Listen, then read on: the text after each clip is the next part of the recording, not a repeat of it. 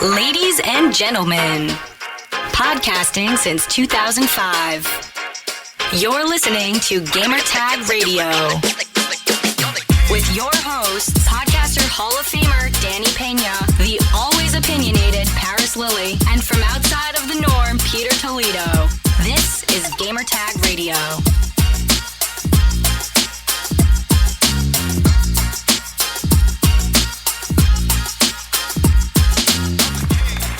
Welcome to Gamertag Radio episode 1166. This is your host, Danny Pena, and also joining me all the way from the other side of the world, the one and only Pete Rock. Peter, what's up, man? What's up, Pete? What's up, dude? How you doing, Danny? Everything is good, man. Everything is good. How's everything over there, man? How's the weather? Doing fantastic. Today's been a little cloudy, but I mean, I have my watch on. But I mean, I guess it's what, like 50 degrees, 45, 50 degrees outside. Weather's starting. It's summer's gone. Summer has decided it's going on vacation next year. So yeah, it's back down to nice cooler weather. It's hoodie weather. It's fantastic. That's good. That's good. Yeah, man. So yeah, man, it's been great. It's been great. Thank you everyone for watching and also listening to the podcast for like the past few weeks. Has been kind of crazy for all of us, man. Schedule. We haven't recorded a show with us three in a while because everybody's just been busy every week. You know, Paris right now, he's actually at the Bucks and Rams game today. So he's there. He's actually here in LA, but I'm not going to see him at all. He's going to go right after the game to go back home. But hopefully we'll get to see each other soon, man. You know, so shout out to Paris, man. Shout out to Paris. By the way, P, I know you've been playing Halo Infinite. We definitely got to talk about all the new stuff from this time, the beta. I know the beta is going to come back later on today. New modes, I believe. I'm not sure because I've been out of the news for like the past couple of weeks, man. You know what I'm saying? But I'm going to try to play the game. So if you're on, I would love to play with you, man. We could play some games. I am planning on being on just after the show. As soon as we're done recording, I'll be jumping off to eat dinner. And then jumping back on around 1 o'clock Central, so 12 or 11 your time. Okay, West Coast. Yeah, all right. I'm down. So if you're down, jump on in. I'm likely going to be streaming that as well, just because it's more fun, right? Get some more people in here. Definitely. Get a chance. I actually did that Friday night. Got a pretty decent response up on the channel. It was really good to just play the game for the first time after, so many years. You know me, I'm not the biggest Halo person when it comes to online, but man, you're on fire. It was fun. The energy was there. The excitement was there because you're running around as a Spartan. It was a lot of fun, right? Yeah. And it's been quite some time since I've legitimately had fun playing online multiplayer of Halo. Because for me personally, it's all about the single player campaign experience. But when you have the right group of people around you and everybody's on point, communicating and playing as a team, it's that much more fun. So yeah, man, love to have you join us. Yeah, I would love to do it, man. Love to do it. We'll figure that out after the show. Since it's cross-platform. I mean, we had, you remember Devin, the King? Yeah, I remember Devin. Yeah. He jumped up. He joined up in the middle of us playing, and he was like, boom. Next thing you know, boom. Instead of playing with a random, it was with 4 people. We could communicate. We could have fun. And it was a blast. It was a blast. And knowing that he was on console, and, the 3 of us were on PC and seamless experience. My ping was even decent. Everybody had like a 50 ping, and I had 90. I had like a 90 ping, playing here in Switzerland. So the fact that the servers were working well that first night with everybody jumping on to hit it, it was a sight to see. It was a lot of fun. Really good. Really, really, really cool, man. Awesome. So everyone, head over to gamertagradio.com, post your comments and feedback. You could also find us on any podcast app. Just search for Gamertag Radio. We're there. Follow us, subscribe, or even post a review. It will help us out a lot if you could do that.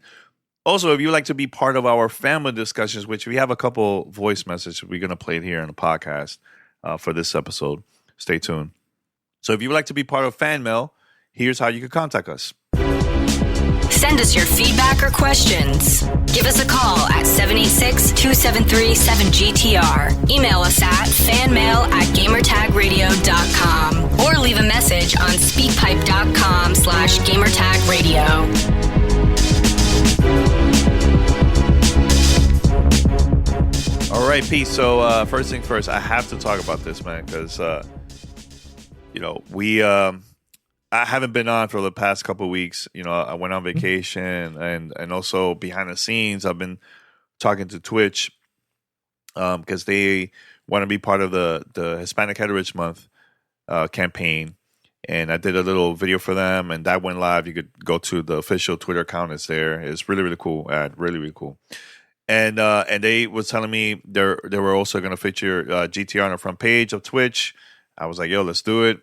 I did that. Actually, that day I was playing Hades for Xbox. I took over their Twitch channel, and 30 minutes after that, I did another one for GTR for our account on Twitch. And yeah, it was front page, man. It had like 1,000+ people watching. That was crazy. That was a lot of fun. And and I finished the game multiple times during the live stream. So that was really cool.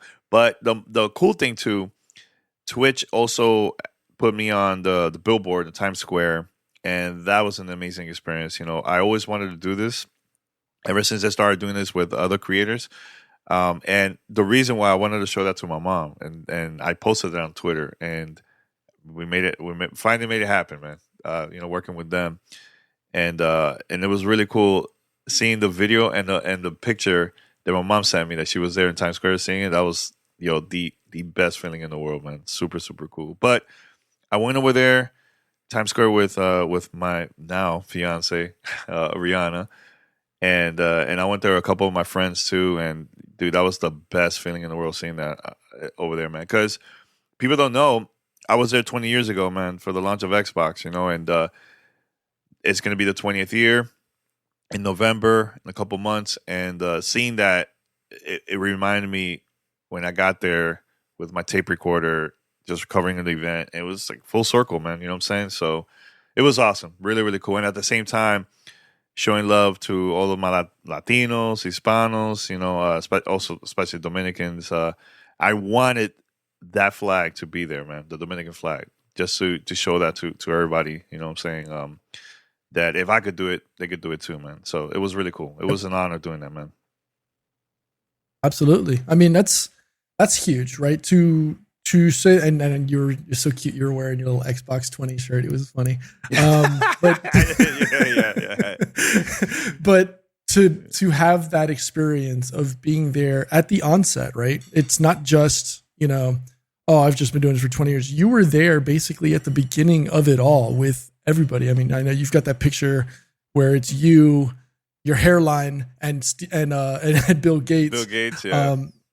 But to be able to say that you've been doing this for 20 years is spectacular, regardless of what medium or what what it is you're doing. To do something for that extended period of time is fantastic, and to see it all come full circle.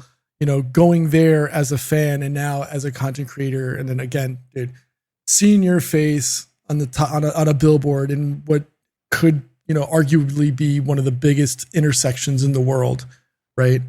Mm-hmm. And then to top it all off, to have your mom there to see it as well. I mean, as a parent, there's no bigger highlight in your life than to see your son or daughter up in lights in the middle of something like that. So, I mean, I know your mom is super proud of it. I know Paris and I have said it, in the last, I think last week on the show, and I think I said it on Friday on the stream. Mm-hmm. But I mean, we're extremely proud of you and your accomplishments. And hell, if it wasn't for you, I wouldn't be here doing the show with you. Paris obviously wouldn't have gotten into podcasting and done his things with Uncle Gamer and everything else. Obviously joining us, a few years later.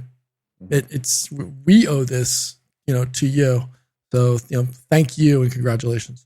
Thanks a lot, man. And also thanks to everyone that had been sending me messages. It was hard to keep up, honestly, because I was all over the place, traveling nonstop. I was in the Dominican Republic when the Billboard went live, and then I came over here a couple of days later. I went straight to New York just to see the Billboard, and then I was there only for like 3 days, But it was amazing, and not only that, like now there's a new group of people from that other creators that are going to be in a Billboard now for 10 days.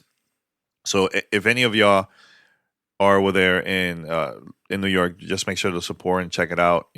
Support other creators. I think that's very important, very, very important. And I know there was one more thing I wanted to say, man. But yeah, it's been a crazy couple weeks. I'm kind of like, I'm trying to get used to this again. Go back and record.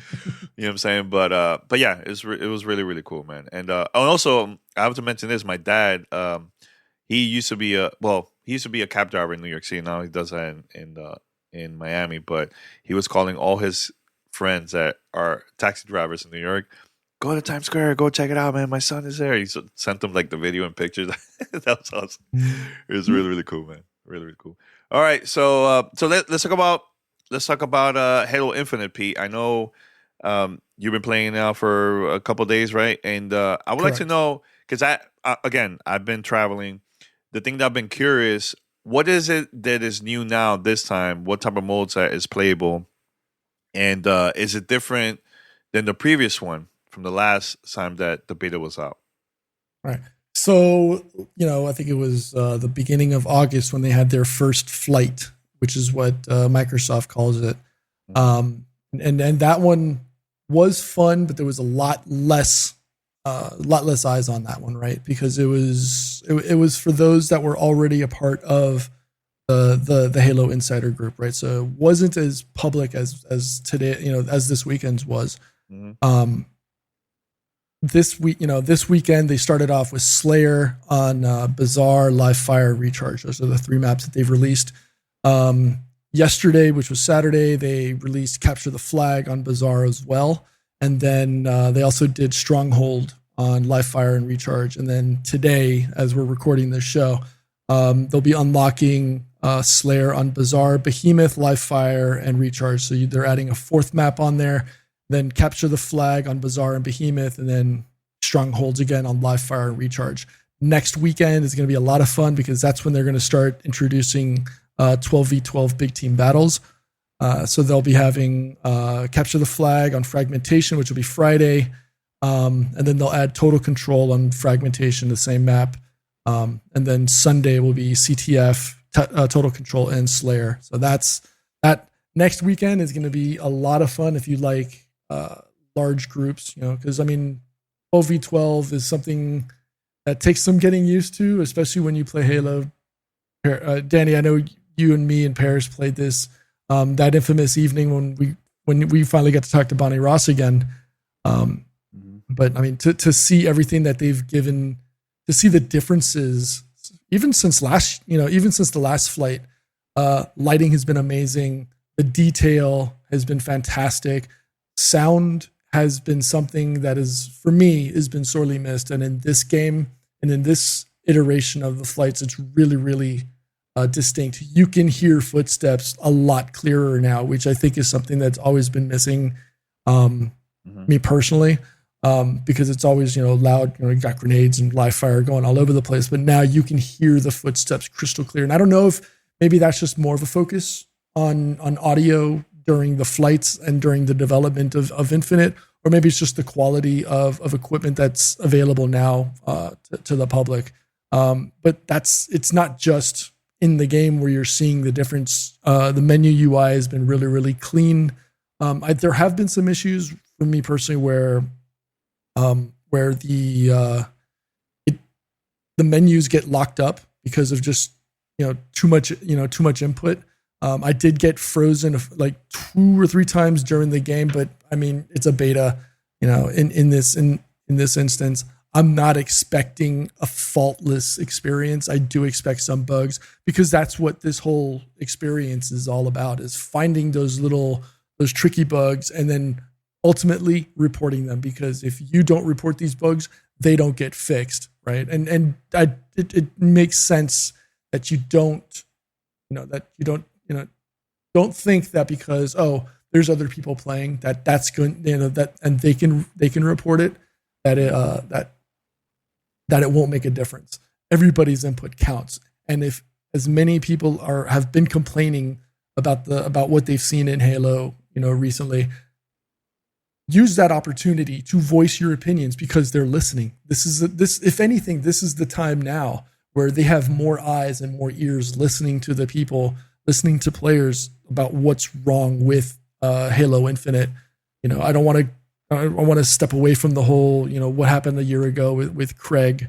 But the differences are extremely stark. Like if you just look at the detail in game of just the handling of the BR, you just look at don't even look at the guns, look at the glove. If you look at, because in last year's demo, you saw no details on the gloves, where now it's you can see hexes and you can see details in the glove that you didn't see last year. So what they've been doing with Slipspace, they're in, the engine has been fantastic. So if you've had a chance to play it, please look us up, join us. I mean, if not this weekend, obviously if you're watching live on Twitch, you can join us, hopefully this weekend. If not, look for it next weekend, because definitely be playing some more. Yeah. What I would like to do next week? They're releasing a big team battle. I would like to get the community together, all of us. It could be on a Friday or a Saturday, and try it out for a couple hours, man. Us playing, man, multiplayer. I think it will be awesome, man. Now, I've been traveling, so I know they've been 343 did a live stream, and it talked about the stuff that we're gonna get to see during the beta. Did they mention how big and how many players are going to be playing for multiplayer for big team battle? Did they mention the numbers or no? Is it going to be kind of similar to the same from previous? You figure it's 12 versus 12, right? But as far as live numbers, numbers of people hitting the servers, I haven't seen it. Yeah. But I can imagine just seeing my social media timeline flooded with Halo Infinite comments and just, videos, and I mean, people using the grapple shot to catch grenades in the air, people bouncing, using the repulsor to either bounce shot and then, no scoping people, or using the bounce shot to deflect, using the repulsor to deflect rockets as they come in. Look, I'm almost, I'll be 48 in 2 months. I don't have the reflexes for this. It's too much. Seeing the stuff that people have been able to pull off in this game has been straight nasty. It's amazing and it's fun. It's enjoyable. If I were to watch stuff like that and to see something like that happen to me, you just give it up. You just all right, you just got to give them the respect, because to be able to pull that off, something like that is just insane. Yeah. Part of it is probably luck, but I mean, it's still remarkable. Did 343 unlock the season where they have a fake money for you to change your character? So you can still do that for this one, for this flight? There's two parts. So they give you enough bonus points in the game to actually unlock the battle pass, which allows you to go through and hit the different things, but it's still based on in-game experience. So the more you play, the longer you play during these sessions, the more you can customize and make your Spartan more bespoke and more you. I've replaced my arms with robot arms. I replaced my legs with robot legs. That's and cool. Different colors and stuff like that. But you get different armor pieces. You can change your chest armor. You can change the helmet. The question will be if that translates to next week's flight, because that would be cool to be able to see that continuation of your battle pass. Whether you actually get to translate that at the end of all the flights, going live into the thing, and maybe carry that over. Who knows? I think it would make more sense to just scrap everything, start from zero, so everybody starts from zero at the same time. But we'll see what happens. And how about the leveling your account? How is that? Is it a little bit different or the same? Or because again, I haven't played this since the last flight, so I can't quite remember exactly. Is it going to be the same, or they made some changes with that, or what? Well, depends on what you're asking, right? For me personally, I've been able to, like I said, change the physical appearance of my arms. That's no longer a Spartan arm. They look like robots. It almost looks like Titanfall for all intents and purposes. But from what are you asking though? No. Meaning the leveling, because I know there was a controversy where people said that in order for you to upgrade to level up, you have to do certain challenges. It's not like the typical multiplayer from back then where you just play, you win, you get some stats. Well, did they make some changes? Is it going to be like that? Because that was the controversy I got to see online on Twitter. People were like, I don't like that way, that the only way you could level up is just by doing challenges. Well, I mean, you think of the battle pass system in general, regardless of whether you're playing this, you're playing Rainbow Six, you're playing Halo or whatever, you get more XP for completing the challenges, and depending on the challenges that are given to you, whether it's get a shotgun shot, a shotgun kill, get a headshot with a commando, or what have you, those will give you more bonus points to use towards the customization or towards leveling up your battle pass. And that's no different than in Halo Infinite than it is in every other game that offers a battle pass. Yes, you do get XP for playing the game. You get more XP if you win. You get more XP if you get more kills. But yes, you're going to get more. You'll have an opportunity to level up more if you participate in the meta, which is going through and completing these challenges. So you get more XP, and you at the end of the day, you get to customize your player more, but it doesn't give you a bigger benefit towards in-game play. Like, it doesn't boost your ADR, or it doesn't improve the way you play. It doesn't give you an advantage over anybody else. It's just a cosmetic thing.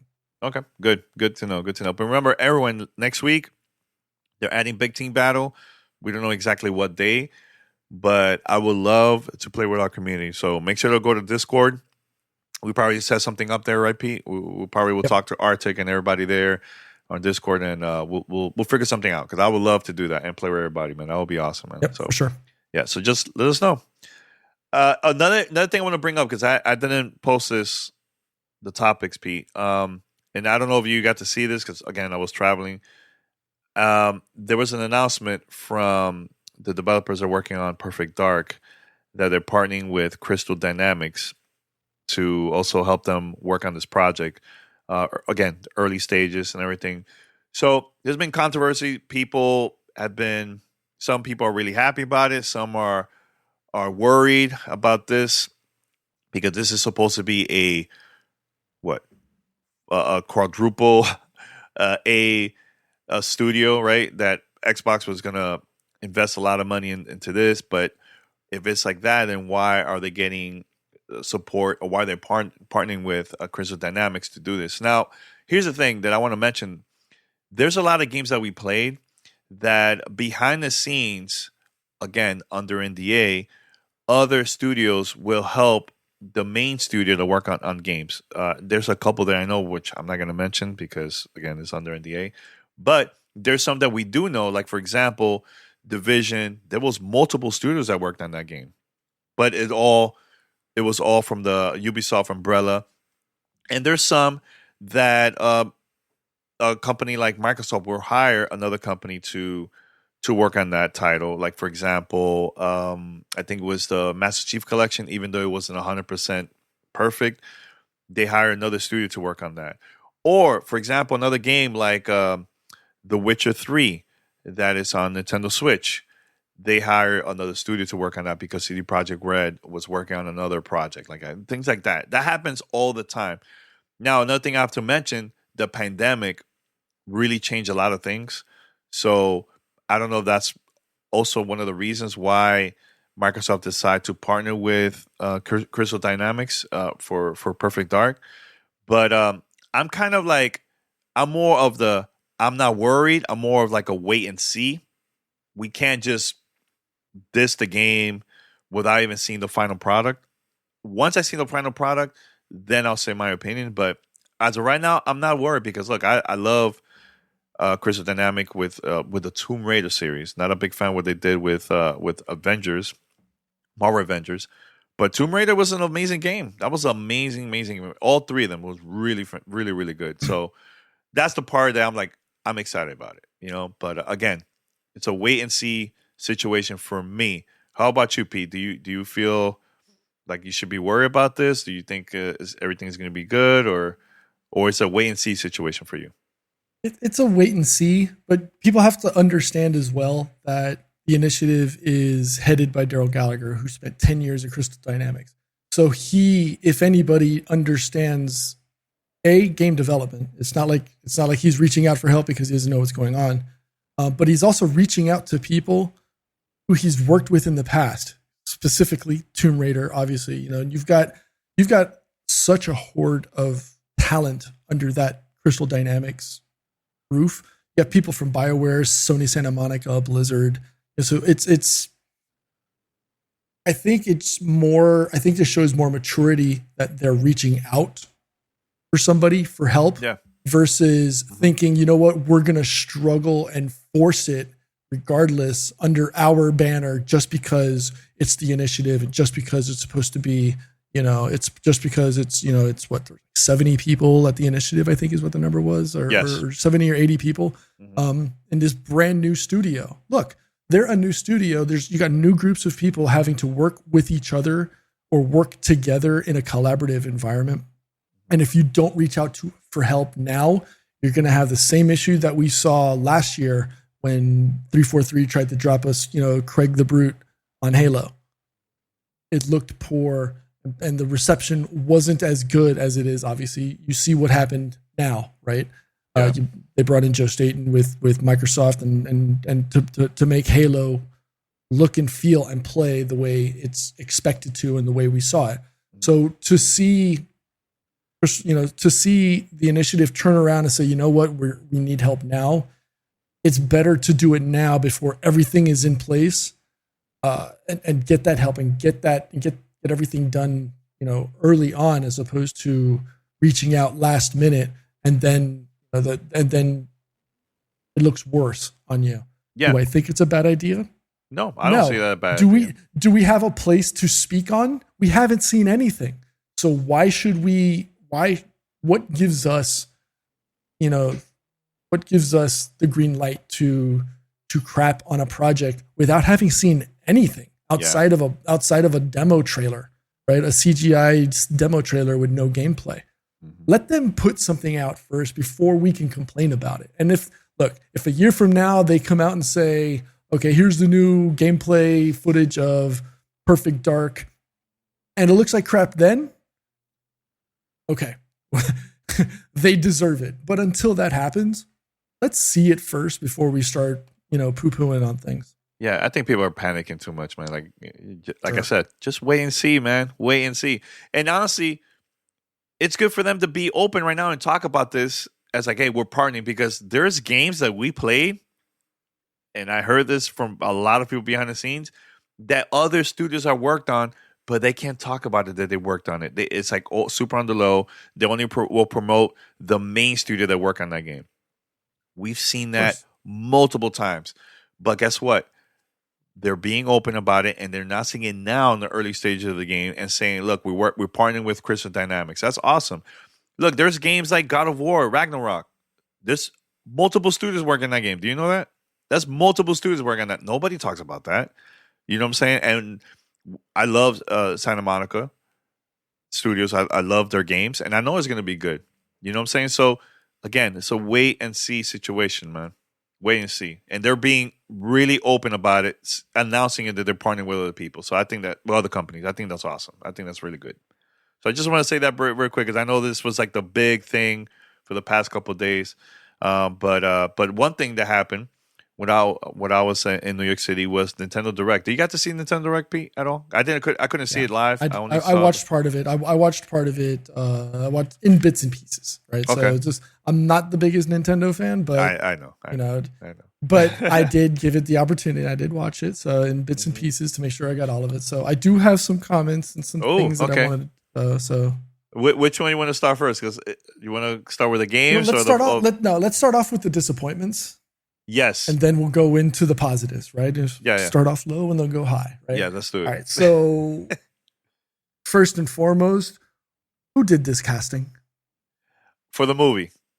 I have to get that off my chest. This whole Mario movie, I didn't ask for a Mario movie. I don't know if anybody did, but to see the casting that Chris Pratt, really? Chris Pratt. Mario? Yeah, that was a shock to me. I don't know why.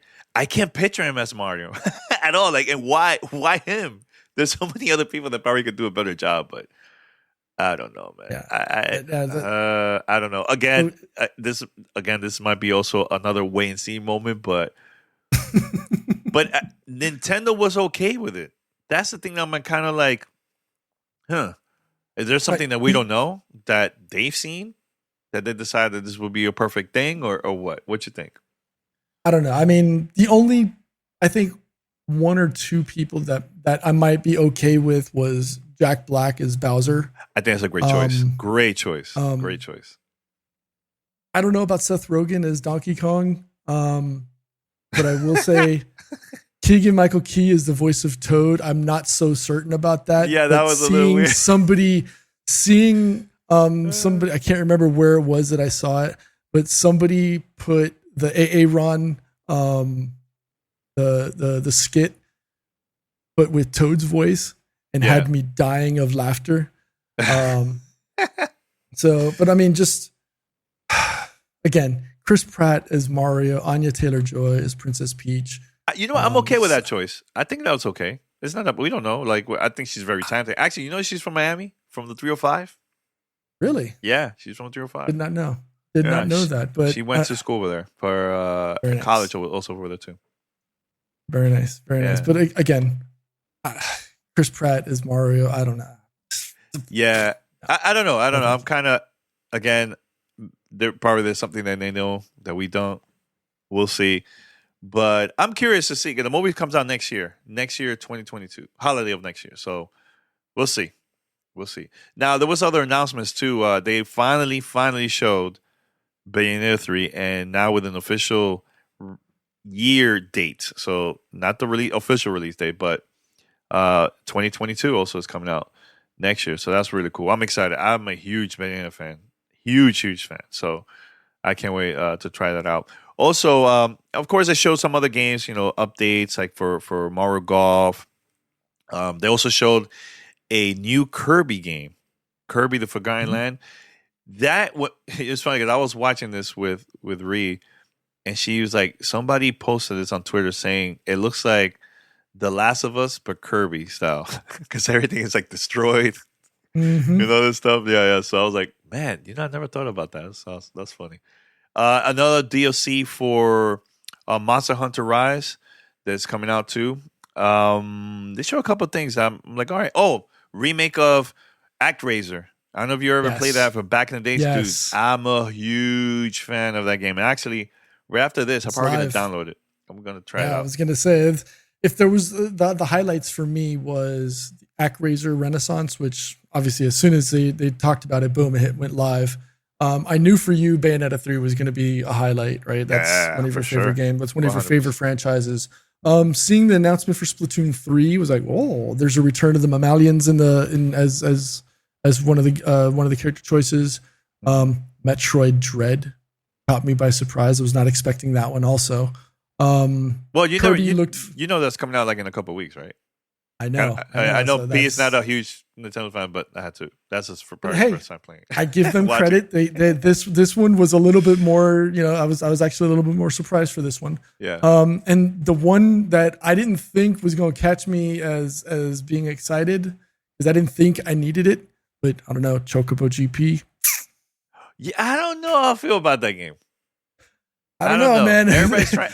Every company want to do this whole Mario Kart thing. Sega has done it, but now Chocobo from Square. I'm like, I don't know. I don't know how I feel about that. It looks a little fun. It looks a little fun. Yeah. I don't know. Everybody needs a little silliness in their gaming, and this just might be it for me. You're listening to Gamertag Radio.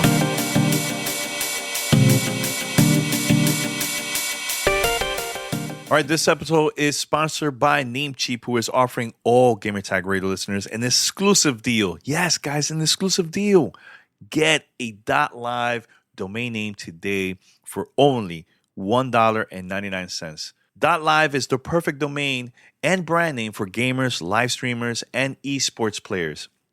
Seamlessly redirect your live streams to Twitch, YouTube, Instagram, or any streaming platform. Promote your .live domain name in your bio, social posts, even live shoutouts, and stream chats and grow your fan base today. But if .live is not for you, Namecheap got another offer for anyone who is thinking about starting a new website. All GTR radio listeners can get 30% off any premium domain name, including .com and other popular extensions. To access either of the deals, go to namecheap.com, select non-premium domain name, and enter the code GTR in the promo box at checkout. Now, you want to know more? What's Namecheap? Namecheap is the world's second largest domain register and a top service provider for everything you need to launch an amazing website. Namecheap has been an industry leader for more than 20 years. Their mission is to make the internet accessible, affordable for everyone. Namecheap also offers hundreds of domain extensions from traditional .com and .net to even .gg and .live, which has become a go-to for many gamers and streamers. So again, it's about to take action here, GTR listeners. Namecheap is offering Gamertag radio listeners a .live domain for only $1.99. The original price is $20.88, plus 30% off any non-premium domain name for its first year of registration. Their offer cannot be combined with any existing sales, but can overdrive any current sale if its discount is less than 30%. So get your domain name right now to get your .live domain name for only $1.99 or enjoy 30% off from any non-premium domain. Go to namecheap.com and search for your desired domain and use the code GTR at checkout. We'd like to thank Namecheap for sponsoring this episode of Gamertag Radio. This is Gamertag Radio. Voicemail at 786-2737-GTR. Another thing that I want to talk about, Pete, Nintendo 64 and Sega Genesis now is going to be available part of the Nintendo Switch Online, where you can play these games as long as you're a subscriber. And I don't care about the controllers. I know that's going to be available. It's like $50. I don't care about that. But I'm happy to see that we could get to play these games, man. So imagine playing a game multiplayer of Star Fox 64. You can play that 4 players online. You can play also Mario Kart 64 online. That's really, really cool. I'm very excited about it. I'm very excited. And I hope, I don't know if Nintendo will pull this off, but man, I hope to God we'll get to play like a game like GoldenEye, or maybe some of the wrestling games, from WWF No Mercy from back in the days. That's also released on the Nintendo 64. If they could put that game online, woo, I'm excited. I can't wait. I love that game so much. That to me is one of my favorite wrestling games ever made, period. Was No Mercy. It's so good. So we'll see. But what are your thoughts about that, Pete? You Nintendo 64, Sega Genesis? I'm very surprised about Sega Genesis, though. But go ahead. I was surprised that they brought that out, like that there was going to be a merging of, at one point, was the 2 biggest gaming companies in the world, right? And for them to be able to say, you know what, Sega doesn't have a platform, so I think this is good for them to be able to have a launch lineup again. But the Switch Online plus expansion pass thing gives me kind of a reason for pause, because there's no price on there's no price for this. And splitting up the offerings kind of gives me a greedy vibe from Nintendo. Yeah. And the thing that and it's unfortunate is that it's Nintendo and everybody will give it a pass. Yeah. And I hate to say this, but if Sony or Xbox did this, there'd be torches and pitchforks all over social media. All over the place. But here's the thing. Right now, you could get the Nintendo Switch Online for $20. How much this service should go up just to get the Nintendo 64? Should it go to at least $30? I think $30 is reasonable. Just an extra $10. An extra $10, an extra 10, maybe even 15, depending on how much what else they're going to give it. Yeah, in additional content. I guess maybe $10 or $15 extra, but again, that's something that they have to continue to iterate and continue to develop and give more to. Yeah. Right? If this is just an initial money grab, it's going to be disappointing at best, right? But if this is something that they can continue to feed and give more and more content, then will it be will you be happy paying $30-$35 for this for the additional content, or if it's just a one-time shot? I mean, but it's not a month; it's a year.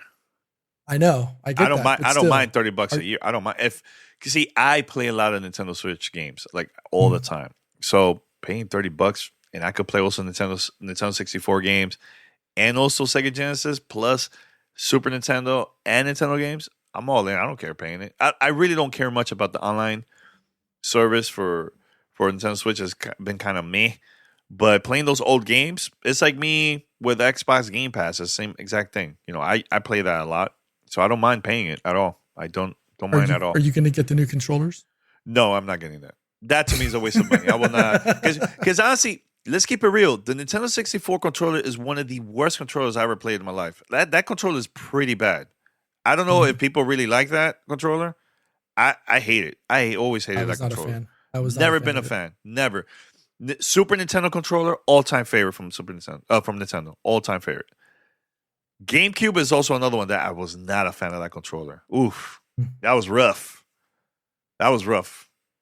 So, but yeah, I'm not gonna buy that, and I'm definitely not buying the Sega Genesis controller. But look, there's gonna be people that just love those controllers and they're gonna buy it. Hey, more power to you, but I'm not buying that. I'd rather stick with my Nintendo Switch controllers. I have the Pro controller. I love that one a lot.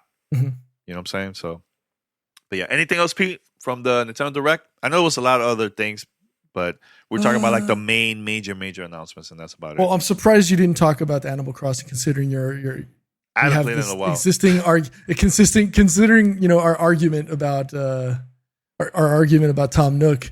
Let's see, what else was there? Super Smash Brothers Final DLC Fighter. I wonder who is going to be the last fighter. That's a great question. And also, speaking of Animal Crossing, they're going to have their own Animal Crossing Direct next month. Yep, October 5th. October 5th, yeah. So there you go. All right, I think we're good with the Nintendo Direct impressions about it, and I think we should go with fan mail. Pete, ready for fan mail? And it's time for fan mail. Wait, Pete. Let me do this again, and then you do it. All right, here goes. It's time for fan mail. Now it's your turn. Fan mail. There you go. Awesome. Fan mail at gamertagradio.com.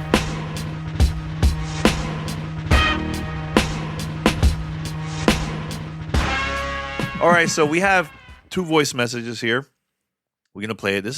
I think these are really good. But remember, guys, if you would like to be part of our family discussion or segment, send us questions. Call us 786-273-7GTR. That's 786-273-7GTR. Or email us fanmail@gamertagradio.com. What the hell was that? I heard something. Don't worry about it. I heard something on my end. Okay, so here goes. We're going to play a first voice message.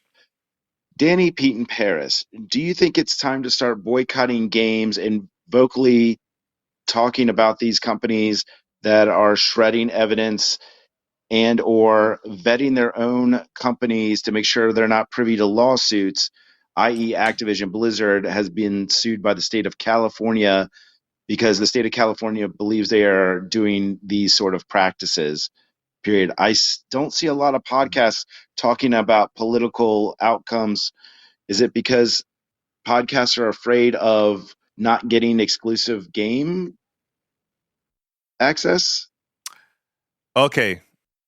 A couple of things I want to say about this. I honestly, I've been getting a lot of messages about this of other creators saying, hey, Danny, one person actually hit me up like a couple of days ago on Twitter asking me, look, Danny, I'm excited for Call of Duty. I want to talk about it, but I'm afraid that people are going to say something because of everything that's been going on with Activision and Blizzard and so on. This happened also last year with Ubisoft. You remember, Pete? That was like a big thing. And here's the thing. We have a lot of friends, and there's a lot of people that are also developers. That's their job, to work on these games, and they have nothing to do with all the stuff that's been going on. for example, we have friends that worked on the new Call of Duty game, Vanguard, that's coming out in November, and I'm very excited, very very excited. I'm going to support my friends that worked on that game. There's people that worked on other games that's from Activision Blizzard that they are afraid to say something online because of everything that's been going on, and that's not fair to them. They've been working on these games for years. For years, that's not their fault. So it's okay if you would like to support. Now, for the higher ups, and if you want to be vocal about it, and say what you have to say. But remember, guys, there's another group of people that have nothing to do with this. On whatever that's been going on behind the scenes, it's not their fault. It's the fault of the higher ups, that leadership. There's stuff that's going on behind the scenes. You get what I'm saying? So I know it's a very complicated issue, but you could be vocal and still support those that have been working on these games for years, man. Because imagine working on the game for 4 or 5 years. This thing is going on. Now I can't support you because of everything that's been going on. That's not your fault at all. You know what I'm saying? So I just wanted to say that because we have a lot of mutual friends that work over there, and I'm always there to support them all the way. You know what I'm saying? Yep. What about you, Pete? 100% agree. So I think it makes sense to explain the lawsuit. Yes. I don't think the caller, thank you, by the way, for calling and leaving the message, didn't really explain it well. So California's Department of Fair Employment and Housing and the SEC are suing Activision Blizzard for two separate things. And it's about claims of sexual harassment and discrimination, right? According to the lawsuit, women are allegedly inconsistently offered lower compensation, less opportunities, and less lucrative job assignments in the industry or in the company, and often have to work harder and longer just to earn equal promotional opportunities.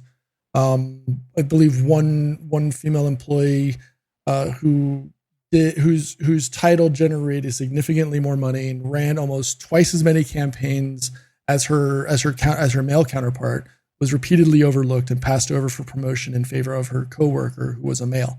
And on top of that, you have the horrific BlizzCon Cosby Suite article that highlighted a former senior creative director's harassment of multiple, not just staffers, but attendees at BlizzCon, right? He's no longer there as a result of being outed.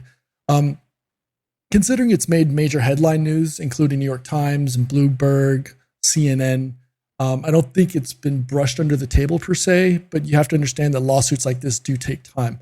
You've got legal discovery, depositions, et cetera, before you even get to the courtroom. And not to mention, these aren't the only lawsuits that you see out there considering the video game industry. You've got Epic Games versus Apple, which is huge right now. You've got the Music Publishers Association suing Roblox for over $200 million for copyright infringement. You got Bethesda and Sony both facing class action lawsuits for their own thing. But to answer your question directly, boycotting or choosing not to support a company does hit them directly where big companies feel it in their pockets. But it takes constant pressure. And it's not just a 1 to 2 week social media campaign that we could do calling them out.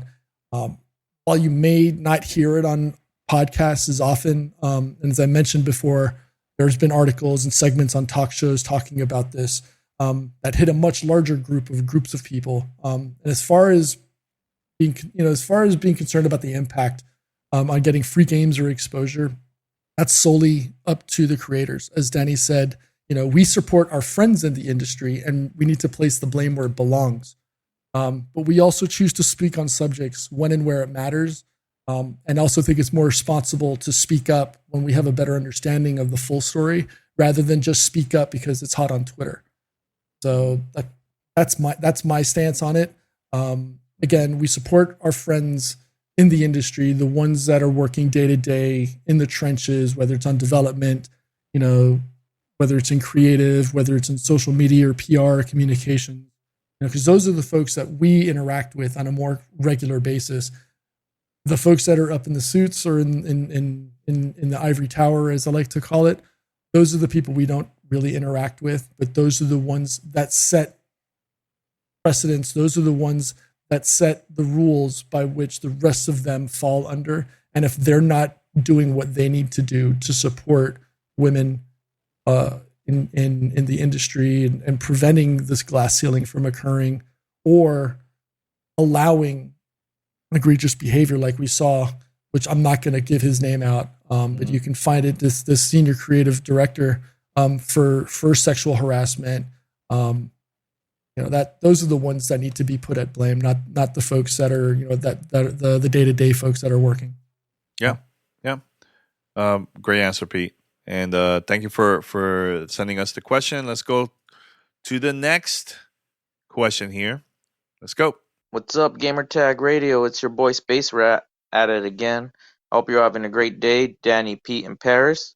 So I want to know, when people think of AAA and AA games, they think of big developers that have lots of people working on the game. But when people think of indie games, they think of a small amount of people working on the games, But with indies right now killing it, do you think they deserve their own title, like indie AAA or indie AA games, or do you think it should stay as it is, just as indie games? Because right now the indie games are killing it, and they're doing such a big part for gaming. And I just want to know what y'all think about this whole thing. All right. Well, thank you so much, Space Rat, for sending us that question. That's a great question, honestly. Here's the thing. I was actually talking to Rhea about that because she also used to do marketing for Ori and Halo and a couple other games there for Xbox. And see, with Ori to me is still considered indie, but it's like a high end indie because there's now marketing. They're doing events. They're doing a lot of things that usually a lot of the indie games don't get. So another game that's like that too, that I can think of top of the head right now is Cuphead. Is another one, right? Something like that. But when you see a game that is a lot smaller, that doesn't get a push like that, I don't see them as like a high end indie game. Do you see this the same thing, Pete? Do you have a new name to call it? Will you call it high end? Will you call it, I don't know, indie AA? Indie AAA or something like that? Like what will you call an indie game that has like a bigger budget? I still think I would still call it an indie. I would still give it an indie. I think by adding more segmentation or segregation of developers like this, it's unfair, right? It's difficult enough to get games published, whether you're AA, AAA, or indie or whatever. Yeah. But it's even more so by indie developers, right? They have to go the extra mile or two just to get noticed sometimes, and then they're only making a small percentage. God help them if they're not even, reading the contract completely and finding the out clauses that publishers will throw in there to prevent them from, or actually force them to lose ownership of the title if they're unable to complete the game. And yes, it's under contract, but if they're unable to complete it for whatever reason, they could lose everything associated, all the work that they've put into the title, and then be forced to pay back any monies. Because they have such large, these publishers have such large quantities of money and legal teams to fight these things, where in a lot of cases, indie developers are only 1, 2, or 3 people, right? I mean, there's one of these games that we're looking forward to seeing from Microsoft. It's developed by one person, right? That's oh my god, yeah. Which one is? What's the name of it? Bright Live? No, not Bright Lives. Not Bright Lives. They're the platform you do. It's Bright something. It's Bright something memory. I don't know. Whatever. But a game like that it's only one person, right? So that person has to devote their entire life, has devoted their entire life to getting this one little title out, and it makes it that much more difficult to get noticed. I mean, Hyperloop was the game that you and I played. Oh, the music one, the one that's like the the one with the accessible controller that we played at E3. At E3 like 2 years ago. Yeah, that was only one person, right? So I think by adding additional classifications, you just add more division into an already difficult environment. So I think it's best to just leave it as is. If they're an indie developer, just leave them as an indie. It gives them an opportunity to I think just it makes it more difficult if you add more classifications or division to it. So that's my personal opinion. Yeah, you know what? Go and support indie games, man. That's a lot of great indie games. Actually, this year I think has been the best year when it comes to the releases of indie games. There's so many great indie games, so many on all platforms. So if you have an opportunity, make sure to support them. You know what I'm saying? It's been good. I love that. Love it. And plus, indie developers always doing something new that the major studios are not doing. And when it's become popular, then you see the major studios copying them. You know what I'm saying? So just want to say that very quick. All right, so that's it for fan mail. Make sure to send us more questions. We have a lot of episodes coming up. Send us more questions. All right? Anything else, Pete, before we wrap it up?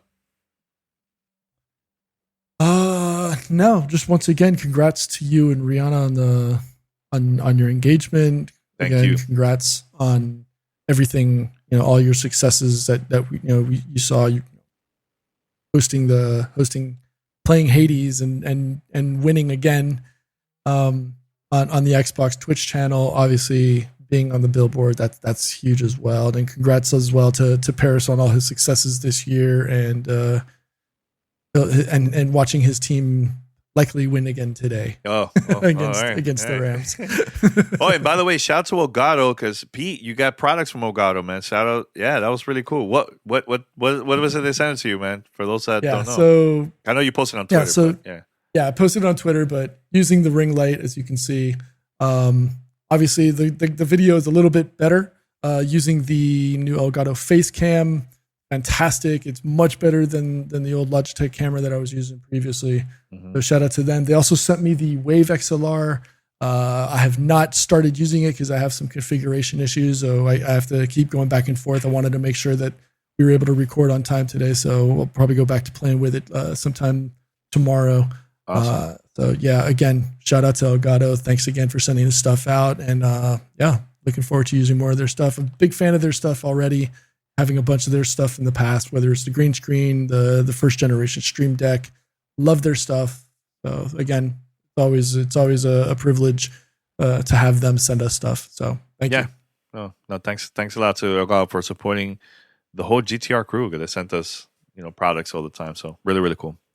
Also, another thing before we wrap it up, International Podcast Day is happening this Thursday, September 30th. So make sure to support your favorite podcast, mention it on Twitter, talk about it, promote them. That would be awesome if you can.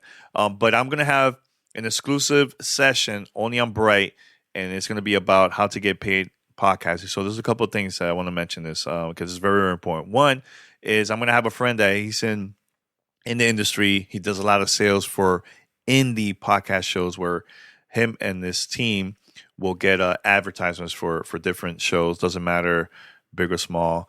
And he's going to be on my session. We're going to talk about that. So if you have questions, make sure to write it down. Also, I'm not going to post this publicly on Twitter or anything like that, but I'm going to mention it in a podcast. I'm also going to have some giveaways. I'm not going to say who it is, who hooked it up, but there's going to be multiple stuff that I'm giving away. That's all I will say. Make sure to go over there. It's going to be really cool. And at the same time, let's celebrate International Podcast Day, man. It's going to be a great year. There's more shows, more than ever. And people are curious to see, how can they get paid when it comes to podcasting. So I'm going to talk about that, how to create media kits, all that stuff. Highly recommend it. Exclusively only on Bright. So go to brightlive.com and search for Danny Pena. I'm there. Or go to the description of this episode. There's a link there where you could just click it and you could reserve your spot and get ready. It's going to be a lot of fun. Can't wait. So we're going to wrap it up here, man. Everyone, thank you for watching or listening to Gamertag Radio episode 1166. We'll be back later this week with another episode. So stay tuned. Until next time, we're out. Peace. Thanks for listening to Gamertag Radio. Be sure to like us on Facebook and follow us on Twitter.